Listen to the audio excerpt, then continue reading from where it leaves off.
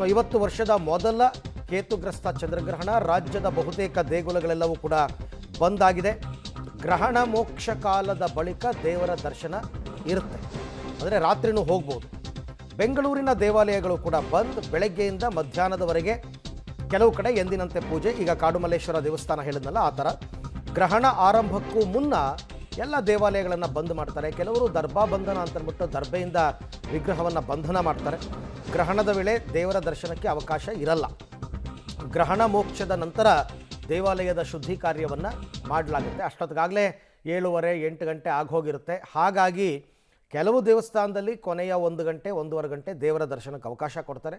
ಇಲ್ಲ ಅಂದರೆ ನಾಳೆ ಬೆಳಗ್ಗೆ ಎಂದಿನಂತೆ ಅಭಿಷೇಕವನ್ನು ಮಾಡಿ ನಂತರ ಭಕ್ತಾದಿಗಳಿಗೆ ಬಂದು ಹೋಗೋದಕ್ಕೆ ಅನುಕೂಲವನ್ನು ಆಯಾ ದೇವಸ್ಥಾನದವರು ಮೊದಲಿಂದ ಗ್ರಹಣದ ಸಂದರ್ಭದಲ್ಲಿ ಯಾವ ಪದ್ಧತಿಗಳನ್ನು ಅನುಸರಿಸ್ಕೊಂಡು ಬಂದಿದ್ದಾರೋ ಅದೇ ರೀತಿಯಲ್ಲೇ ಈಗಲೂ ಕೂಡ ಪದ್ಧತಿಯನ್ನು ಅನುಸರಿಸ್ಕೊಂಡು ಹೋಗ್ತಾರೆ.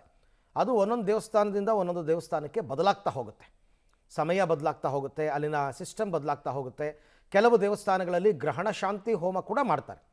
ಯಾವ ರಾಶಿಯವರಿಗೆ ಗ್ರಹಣ ದೋಷಗಳು ಇದೆಯೋ, ಉದಾಹರಣೆಗೆ ಕನ್ಯಾ ಅಥವಾ ಸಿಂಹ, ಈ ರಾಶಿಯವರೆಲ್ಲರೂ ಕೂಡ ಬಂದು ಗ್ರಹಣ ಶಾಂತಿಯನ್ನು ಮಾಡಿಸ್ಕೋಬೋದು.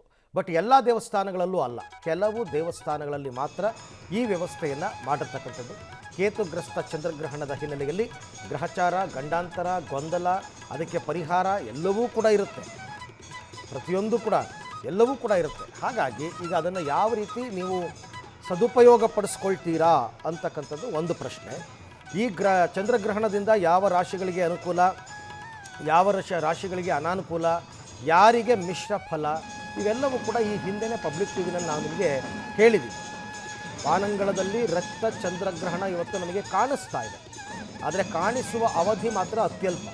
ಸೊ ಕೆಲವು ದೇವಸ್ಥಾನಗಳಲ್ಲಿ ಈಗ ನೀವು ನೋಡ್ತಾ ಇರ್ತಕ್ಕಂಥದ್ದು ಬನಶಂಕರಿ ಅಮ್ಮನವರ ದೇವಸ್ಥಾನ, ಮಹಾಮಂಗಳಾರತಿ ಆಗ್ತಾ ಇರ್ತಕ್ಕಂಥದ್ದನ್ನು ಗಮನಿಸ್ತಾ ಇದ್ದೀರಾ.